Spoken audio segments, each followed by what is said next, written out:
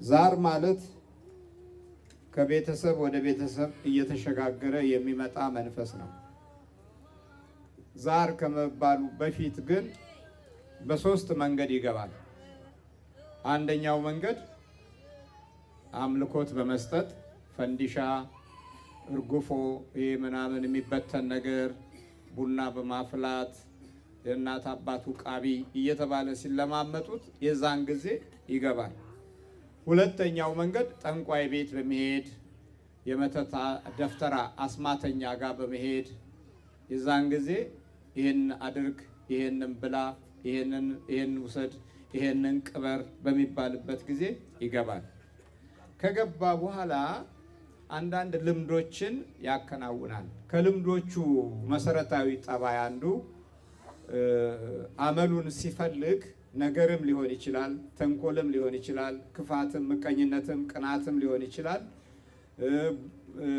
ምግብም ሊሆን ይችላል። ሱስ ያደርጋል። ሱስ ከሱሶቹ አንዳንዶቹ ለምሳሌ ቡናን አፍልቶ ፈንዲሻ ዙሪያውን አድርጎ ቄጤማ ጎዝጉዞ እዛ ላይ ስሙ ሲጠራ ደስ ይለዋል።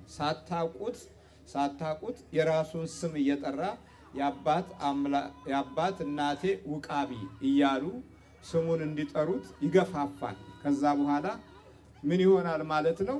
ዛር ይሆናል። ዛር ማለት የዘር ማለት ነው። የዘር መንፈስ ማለት ነው። ይህ የዘር መንፈስ ያለባት እናት በምትወልድበት ጊዜ ልጁ ላይ አይነ ጥላ ሆኖ ይወለዳል።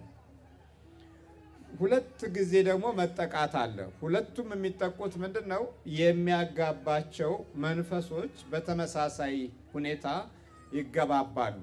ለምሳሌ አንድ ሚስት ላይ ዛር ካለ ወንዱ ላይም ዛር ይኖራል። እነዚህ ዛሮች ሴትና ወንድ ከሆኑ እየሰማችሁ ነው? ሴትና ወንድ ከሆኑ አብረው ይጋባሉ። መንፈሶቹ ይጋባሉ፣ ሰዎቹም ይጋባሉ። በዚህ መካከል የሚወለዱት ልጆች ከመንፈሱ ጋር አብረው ሆነው ይወለዳሉ። ክርስትና ሲነሱ አብረው ይነሳሉ። መንፈሶቹ አብረው አንዳንድ ጊዜ ተለይተው ይወጣሉ። አንዳንድ ጊዜ ደግሞ የተመሳሰሉበትን እምነትና ሁኔታ አንድ ጋር አድርገው አብረው ይነሳሉ። ይሄ ማለት ቤተ ክርስቲያንን ወይም ክርስትናውን ለመለማመድ እድል ያገኛል ማለት ነው።